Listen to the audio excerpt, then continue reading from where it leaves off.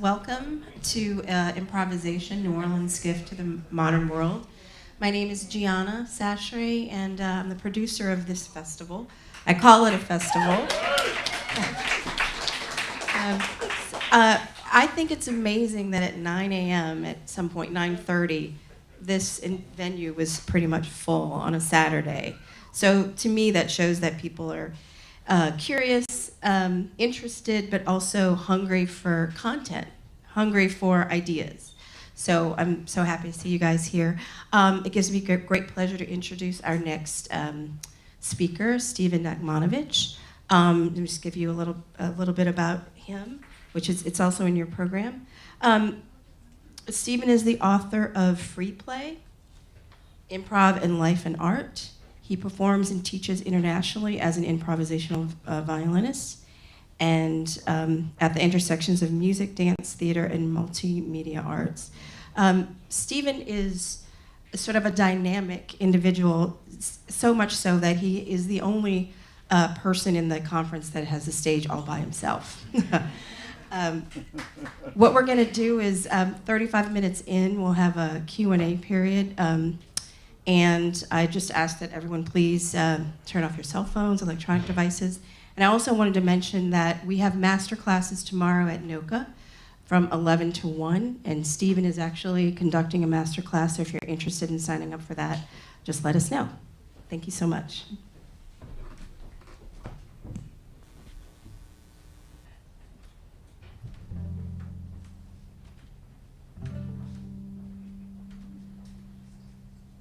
Randy Fertel, thank you, and all of your friends for organizing this wonderful conference.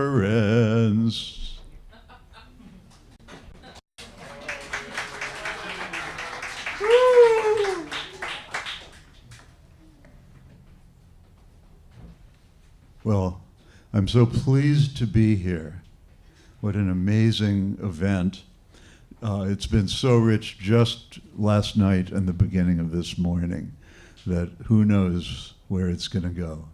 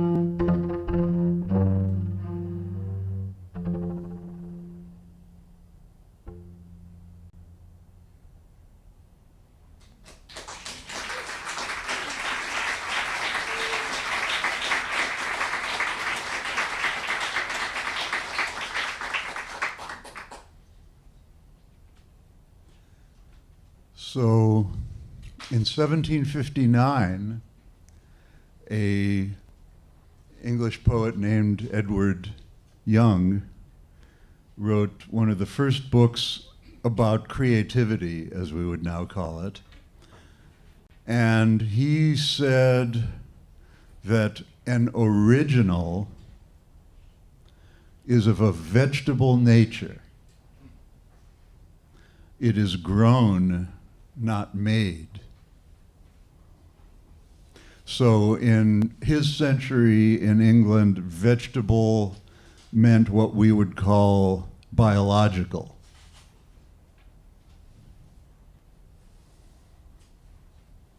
So he said that creative work is of and by and reflective of living things.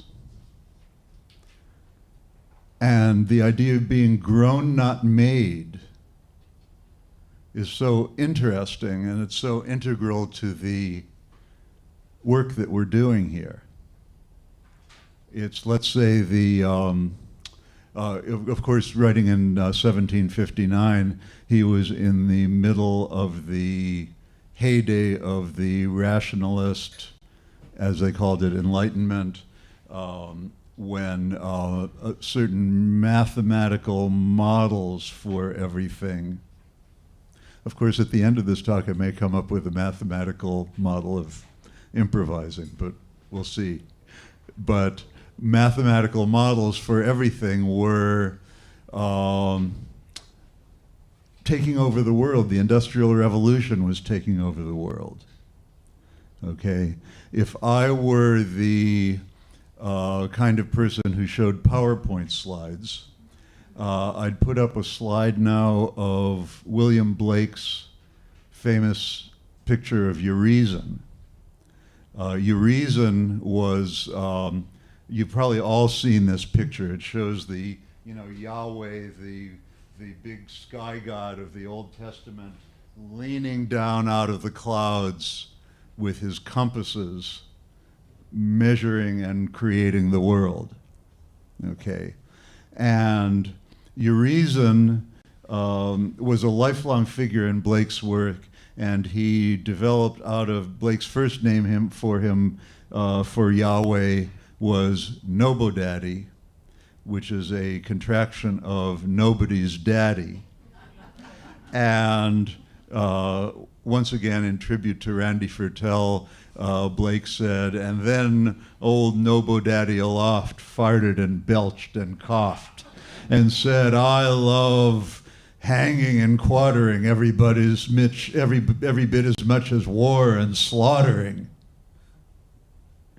And interestingly enough, in the same book where this famous picture of Yahweh leaning down from the clouds and measuring the world with his compasses and defining all the rules and regulations by which the world should lay itself out and play itself out. Okay. A few pages later, he's got a picture of Urizen underground in a cave, like hunched over and crawling through the rocks in a state of absolute agony.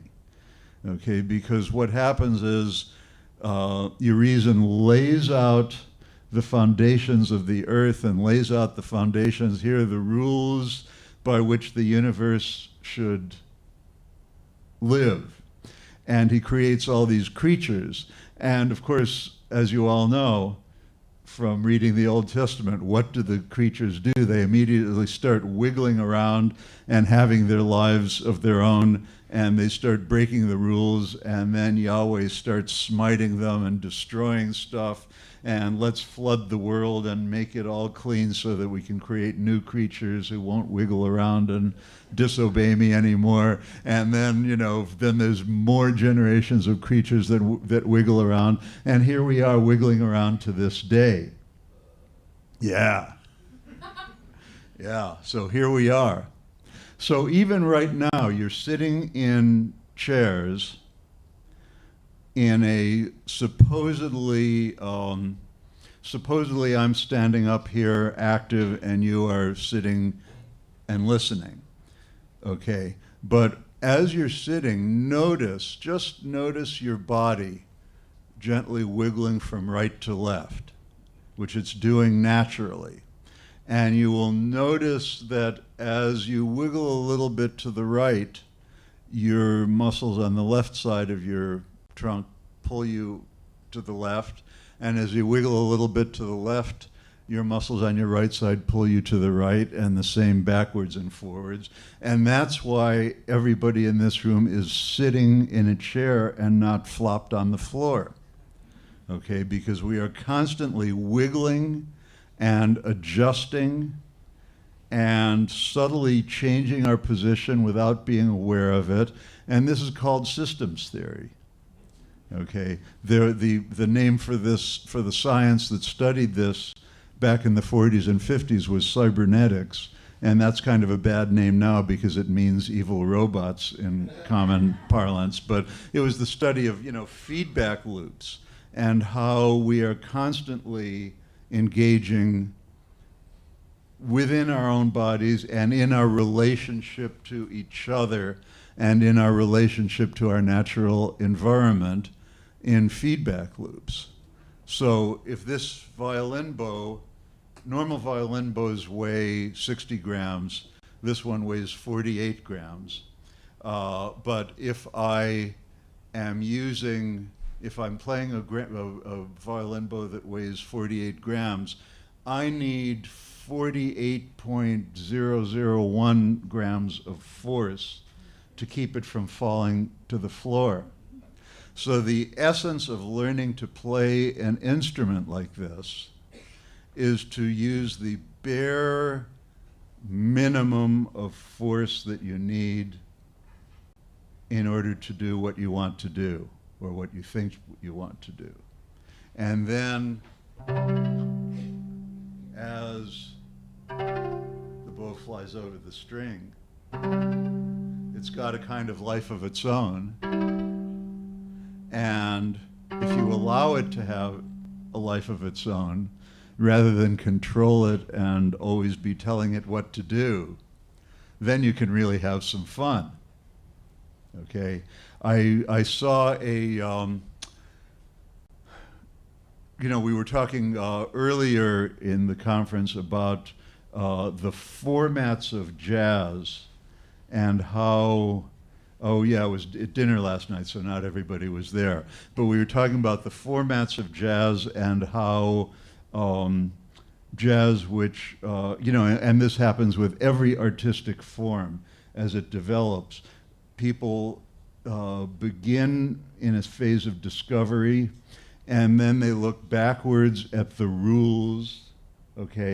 You cook up a really good dish, so you say, I want to make that again. So now you write down the recipe, and next day you try to follow the recipe, and you tell other people the recipes, and of course then you have to break out and start all over again, and that's the pleasure of life, And yet there's something very valuable in writing the recipe, even though the recipe is only going to last for a very short period of time.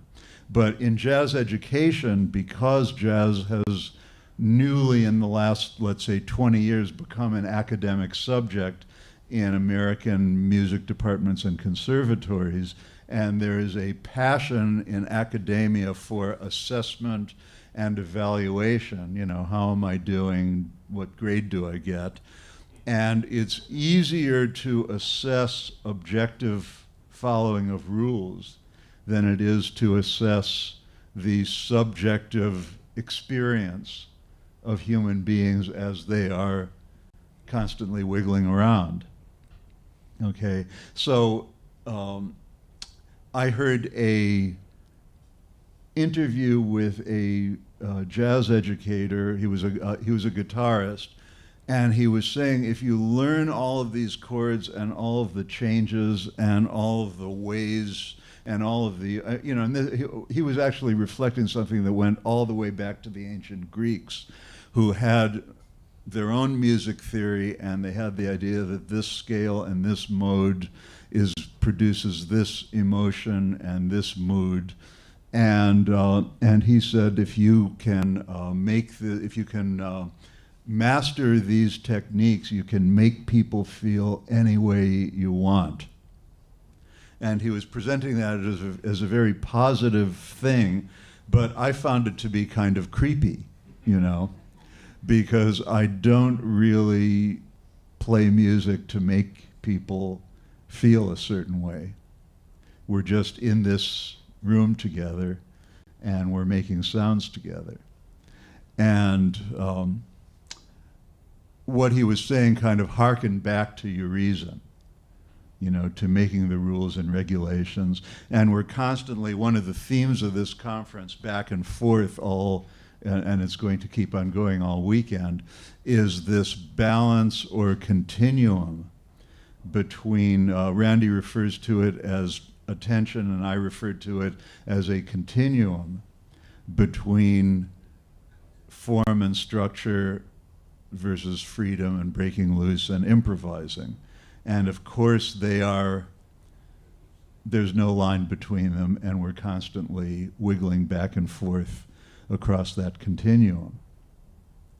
And so we're constantly finding ways of communicating or preserving what we're doing, but we also don't want to get stuck in those ways. And we get Helen Gillet, the day before yesterday, whom I just met you at that moment, but Helen was describing, is a wonderful improvising cellist, and she described meeting her mentor, Nancy Lesh, who's a cellist who went to India and became a great raga player. But Helen described a story where Nancy arrives in India and is playing the Bach cello suites, and an Indian musician comes up to her and says, "I love your improvisations."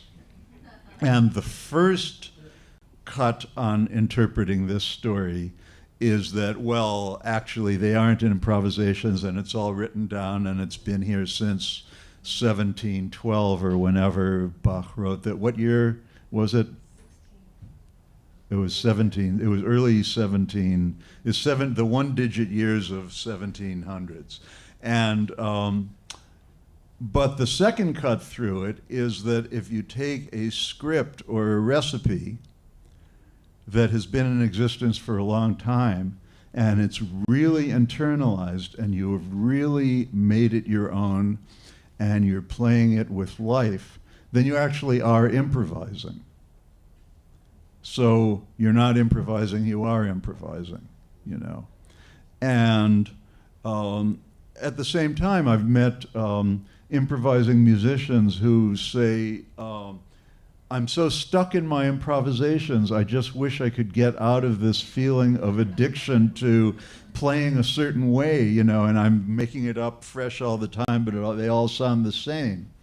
And, you know, this is a whole other issue here of thinking as nature thinks, you know, pattern, growing, not making, but then the making seems to keep coming back in, you know, as we become addicted, let's say at first habituated and then possibly later addicted to certain patterns, right? So we're constantly wiggling on that continuum just as we're wiggling in our chairs right now, and there's not that much difference between playing this and sitting in a chair.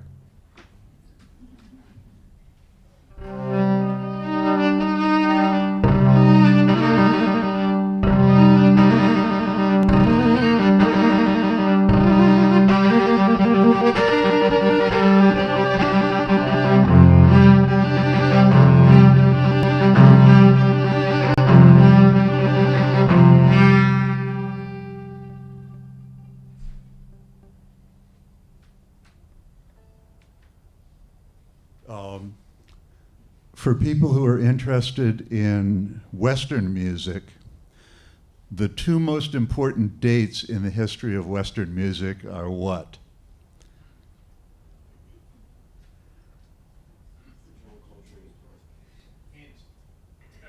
Okay, I'm going to propose the years 1015 and 1876.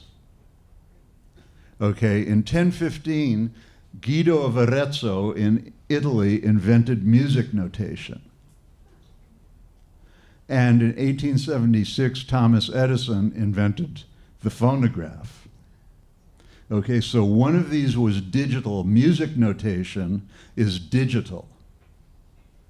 Okay, and the thing about digital communication is it's all or nothing, or it's a series of discrete steps.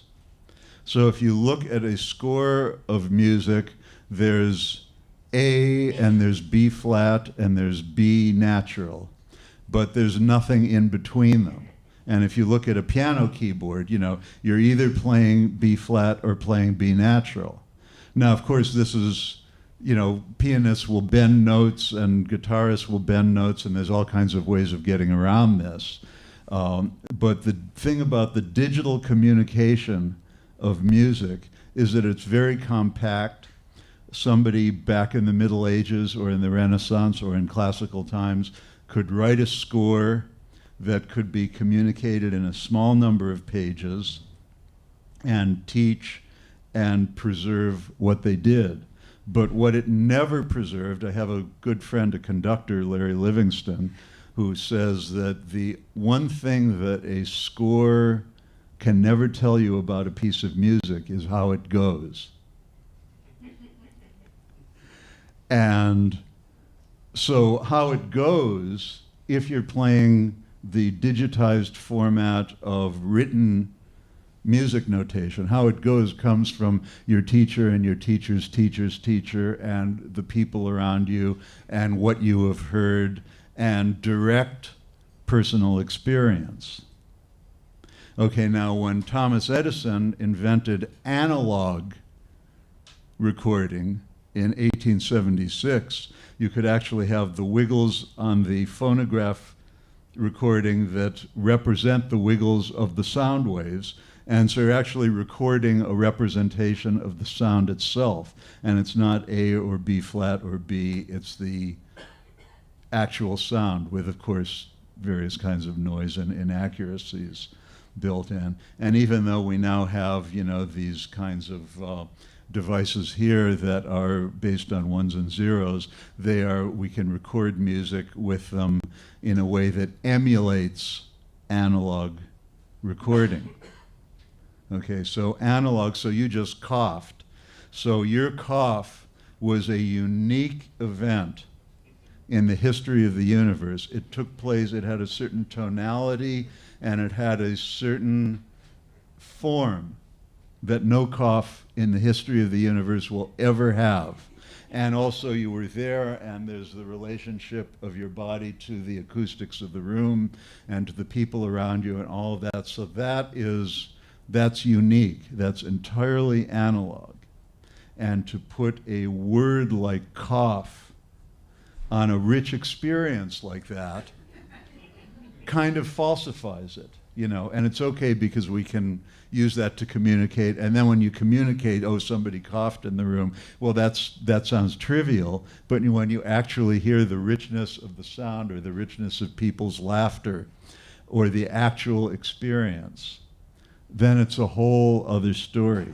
It's the story of being there, and when you drop something, whatever happens is a rich, actual sound, And this is, of course, this is one of the things that John Cage taught a lot of people. I mean, the idea was present for a long time. But Cage taught us to listen to sound and listen to silence as pure sound, as pure silence, on the pure gradations of it. And he said, going back to Edward Young, that art should imitate nature in her manner of operation. Okay, that doesn't mean art should be a picture of nature or look like what we see in nature or something like that, but it should imitate nature in her manner of operation.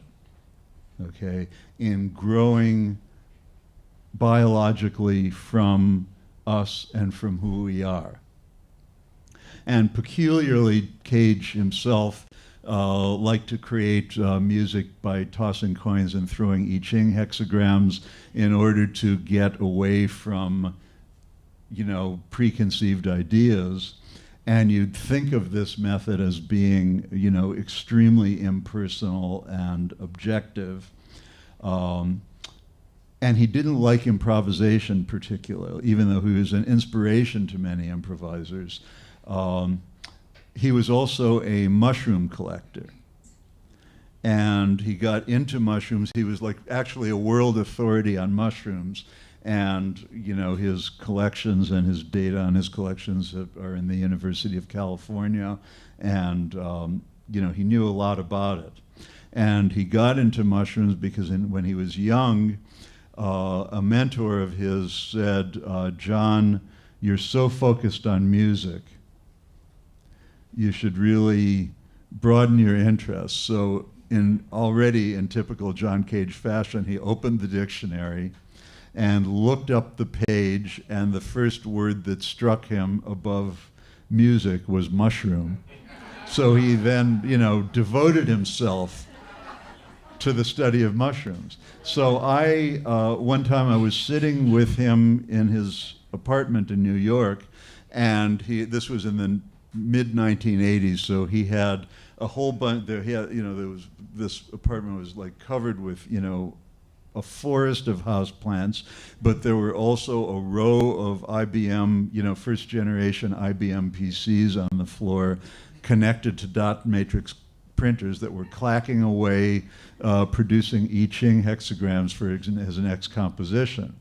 So I said, John, when you go into the forest and pick a mushroom and try to decide whether it's poisonous or something good to eat, do you throw the I Ching or do you use your knowledge and feeling for mushrooms? So he just gave me this big beatific smile, But the interesting thing is that his works that were created with these very supposedly objective methods of random procedures sound exactly like John Cage pieces. Every one sounds like a Cage piece, And so you can't escape from being the patterned, living, biological organism that you are. Keith Jarrett, who's one of the great improvisers of the last 40 years, really does this incredible thing of sitting down at the piano and emptying himself out completely and playing from zero. But all of his improvisations sound like Keith Jarrett, And Ornette Coleman, free jazz was just mentioned, Ornette Coleman's works sound like Ornette Coleman, and I sound like me, and you sound like you, because another aspect of thinking as nature thinks. Here I am with this object, and I had no idea what I was going to play or what I'll play next. And I'm not following any rules, and my knowledge of Western music theory is so pathetic that I wouldn't even remember the rules if I had them. However, I have 3.5 billion years of organic evolution behind me, including cultural evolution and history and everybody I've ever met and every piece of music I've ever listened to that I've liked or that I haven't liked or that I found boring. And everybody in this room, everybody on this planet has that enormous interrelated biological history, the vegetable nature of being a living being. And that's what we rely upon. So very often if you go into a university or school or whatever and say, okay, at 3 o'clock we're going to do improvisation.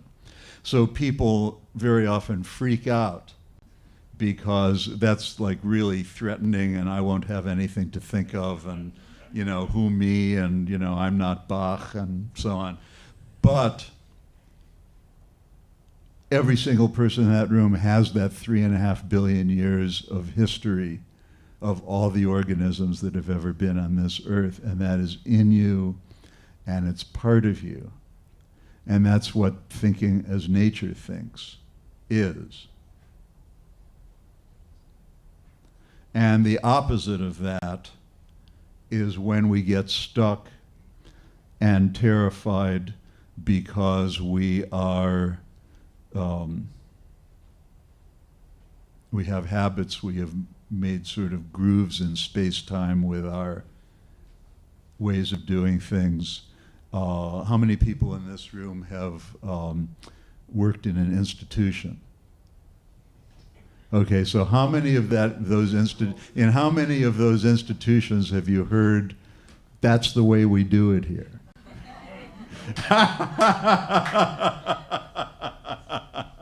Right? So that's the thing, there's the addiction of that's the way we do it here.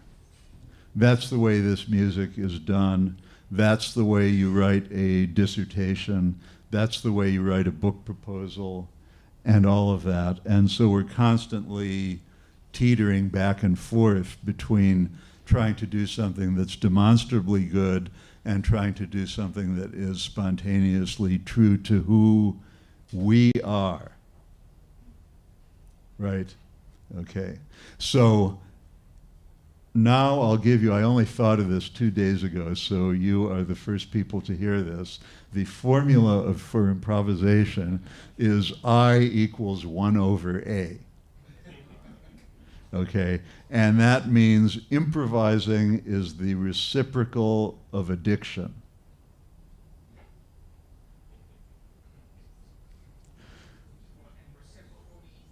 Reciprocal, okay, no, it means that the more improvising is, the less addiction there is. The more addiction there is, the less improvising there is. Okay, and addiction is different from habit, of course, because you have habits. You know, you have the practice of learning to play your instrument. You have the practice of learning to speak English or whatever your native language is. And we can shape damazai omolomuchiche wagawada into English, syllable by syllable, whatever it is. And but we're not stuck because we can still use English freely, and we can use the patterning of our instruments freely. Okay, but to the extent that we become addicted and we become helpless. I thought of that formula, actually. I mean, I've thought about the problem of addiction all across our life activities for many years. But there was a story in the New York Times that you may have seen about 4 or 5 days ago about coal-fired electrical power plants in India and China and Vietnam, not to mention the United States. And it said that it's pretty much universally recognized in most of the world now that burning coal is poison. And it's poisoning the earth, it's poisoning our ability to have grandchildren who will live in a civilization. And yet even people who recognize that pattern can't get out of it because of the jobs and the way, and this is the way we do it here, and here's the cost, even though people could certainly be employed building solar plants just as they could be employed building coal plants.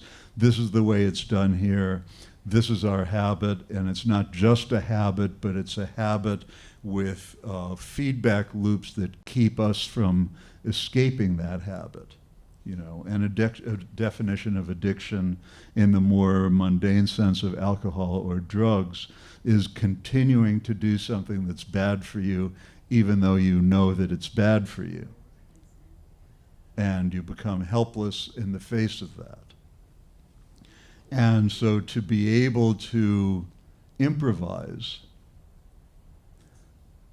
and find another way and persist in doing that other way is really, it's not just playing instruments on stage, It's the essence of continuing life on Earth. And what time is it, by the way? I want to leave open. It's 11:11? Wow, my favorite, all sticks. I love that. I love that. The one thing that I'll mention to conclude here, and then I want to open it up for discussion to the whole room, is that Randy and you're going to hear many more people today talk about the ethical dimensions of improvising. And that even though we're a bunch of people in this room who are improvisers and interested in improvising in its many forms, improvising in and of itself is absolutely worthless. Creativity is absolutely worthless. Innovation is absolutely worthless unless you have reference to a context that supports life and supports other human beings and is for the benefit of life. And so the example of the current leader of the Republican Party, who's able to speak spontaneously, and even though he speaks in a very primitive way, he knows how to communicate to large numbers of people. And to remember, I gave the example of the jazz guitarist earlier, who says, well, if you play in this scale, in this mode, you can make people feel the way you want them to feel. Okay? So that designing, manipulative kind of improvising is not what we're interested in here. We're interested in working in a way that supports life and that will allow life to flourish and continue on this planet. And now I'll open it to questions.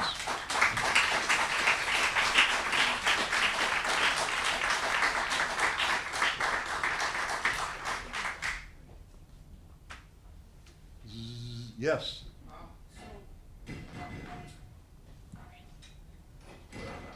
So the argument you're making is that what we do should be organic. And I was just in Barcelona, where one inevitably goes to see all the Gaudí buildings. Yeah. And Gaudí was reacting against industrialization, and his open form, curvaceous, wonderful tile work was a response, a rejection of industrialization, and a longing for organic form. But it hit me while I was there, seeing these beautiful buildings, that Frank Lloyd Wright was his contemporary and had the same reaction to industrialization and the same longing for organicism, and achieved it, but in totally different aesthetic. One is linear, the other curvaceous. One Baroque, the other minimalist. So my point that I throw to you is that organic is kind of an empty set, an empty idea until we infuse it with what we really want to do. Yeah. But it is a valorization, right? Just as spontaneity offers itself as more authentic than some artificial construct, so organic is offering itself as more natural than some other construct that it's reacting to. So how do you deal with that organic can mean so many things? Well, that's a great question. And my body, I mean, I'm a supposedly intelligent Homo sapiens, okay, and an octopus is a highly intelligent living creature with a completely different form, a completely different way of using its body, a completely different kind of nervous system. And so is a porpoise, and so is a dog, and so are all the plants that we share the planet with, you know. So organic can take many, many, many different forms, just as musical styles can take many different forms. That's why if you're teaching improvisation, you don't want to teach somebody to play the way you play, because that's the way you play, and that comes from your body and your mind, you know. And you want to open the door for somebody to find his or her own form, okay? And I mean, this is why diversity is the most important issue in the world today, you know, because there's so many cultural forms, there's so many hybrids between those cultural forms. None of them is inherently better than the other, okay, but all of them have something to contribute, and that's why ecology is represented in our cultural forms, in our social forms, and why the suppression or the squelching of ecology, the squelching of diversity, is the biggest political problem in our world today. I always get kind of irritated when like sometimes you read the business press, you know, like I'm really into computers and electronic stuff, you know, so you read the business press that talks about the Apple ecosystem or the Google ecosystem or something like that, and they will like horrendously misuse the word ecosystem. So they think the Apple ecosystem means you have an iPhone and an iPad and a Macintosh computer and you use all their software, you know, and that's exactly what that is. I mean, and, you know, I think they make pretty good stuff, but you don't want to live with that stuff all day, every day, all the time, to the exclusion of everything else. You know, what that is monoculture. And the easiest way to kill off a thriving country or planet is through monoculture, because in a state of monoculture, the environmental conditions change and everything dies. Okay, in an ecosystem where there's immense diversity of forms, diversity of styles, then when conditions change, you know, some things will not do so well and other things will do better. And that's really important. And then the third thing you mentioned, emptiness. Okay, so to me, because I have operated from kind of a Buddhist tradition, okay, the first principle of Buddhism is called emptiness of inherent existence. Now, when Westerners hear the word emptiness, we kind of freak out because we think it means, you know, okay, here's this hard object and it doesn't exist, or something, you know, we think it means nihilism. Okay, but actually the operative word is inherent. Okay, this violin is made of poplar and other woods. The poplar grew in forests.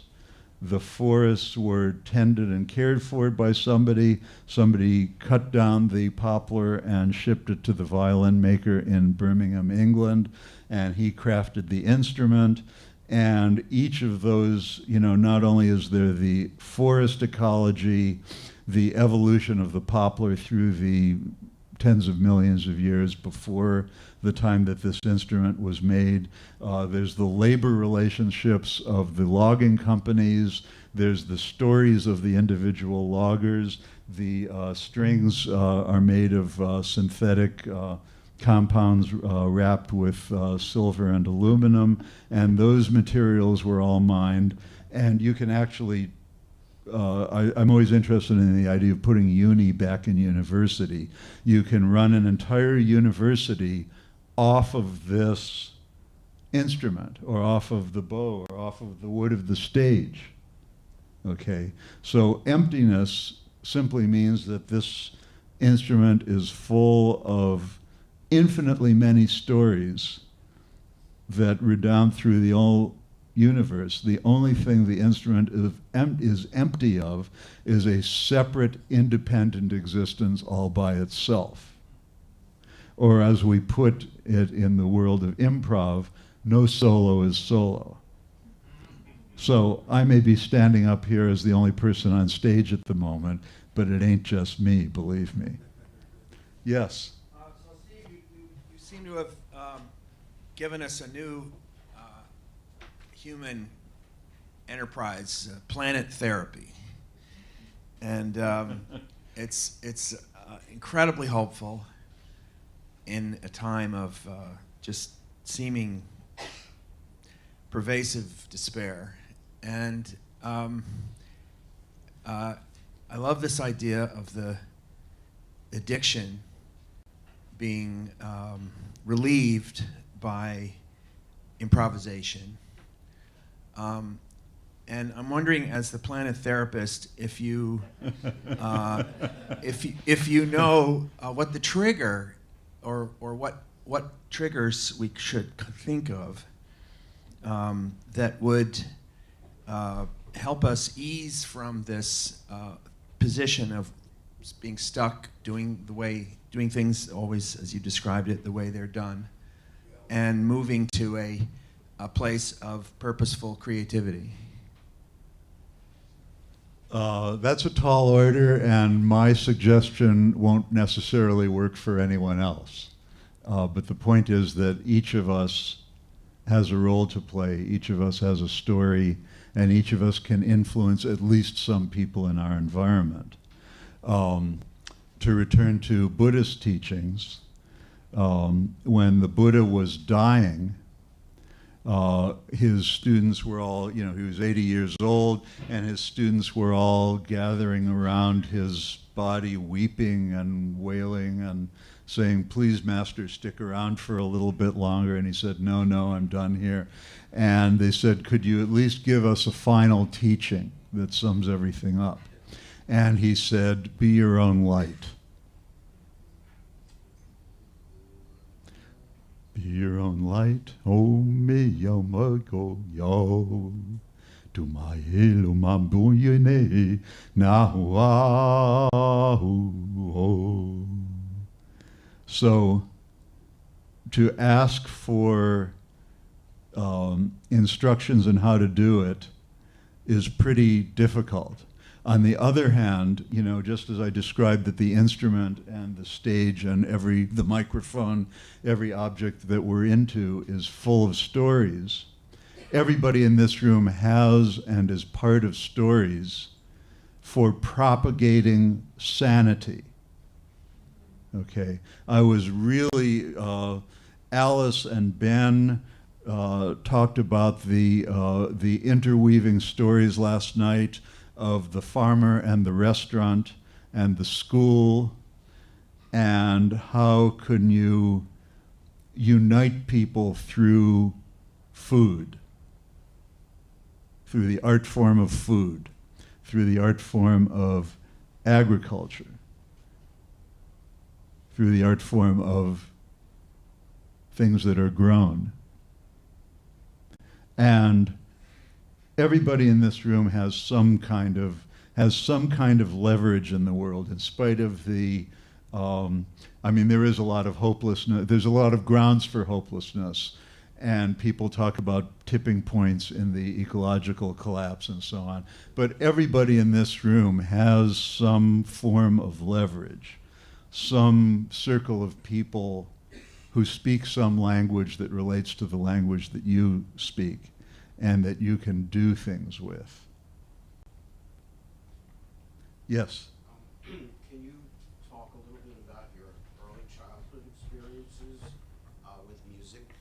Can you talk a little bit about your childhood experience with music and how you evolved to becoming a Buddhist musician? Oh, well, that's a long story. I don't think we have time for the whole story, but I'll tell you one tiny story from that, which is, I was born in 1950. I grew up in Los Angeles.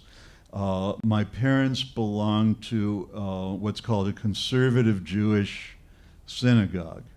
Okay, so the Orthodox Jews knew Hebrew and did all their prayers in Hebrew and followed all the rules and regs.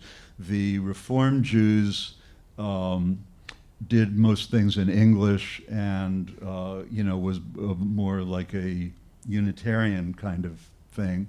And the conservative Jews did most of the prayers in Hebrew, but they didn't actually learn Hebrew. So my parents learned to read the Hebrew characters and enunciate them and say the prayers out of the book at a pretty high rate of speed without having the slightest idea of what they were saying, except that, and so I remember being like an 8-year-old kid, wandering up in it was like a great big synagogue with a couple thousand people.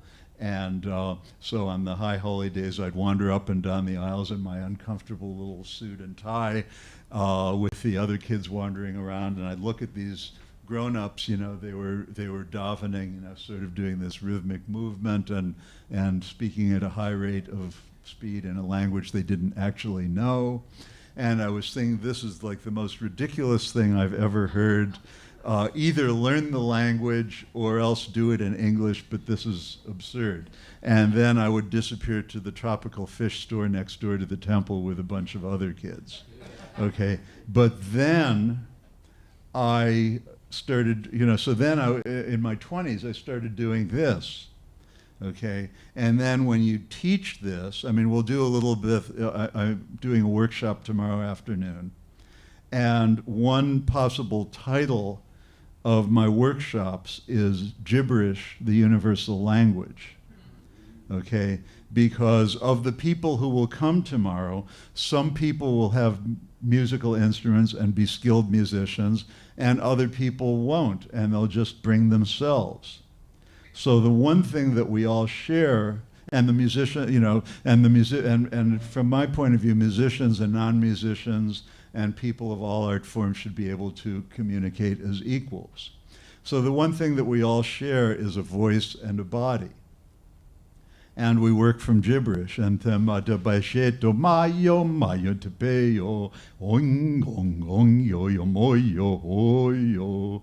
there I was in my 20s doing this, and I suddenly realized that my background as a kid walking up and down the aisles of that synagogue thinking that these people are like so ridiculous to be doing this thing, I was actually, they were doing gibberish, but it had the labeling on it that this was the most important thing you could possibly do. And then a few years later, there I was at San Francisco Zen Center, doing Zazen and chanting the Heart Sutra in Japanese, which is a language that I don't understand, so there it is.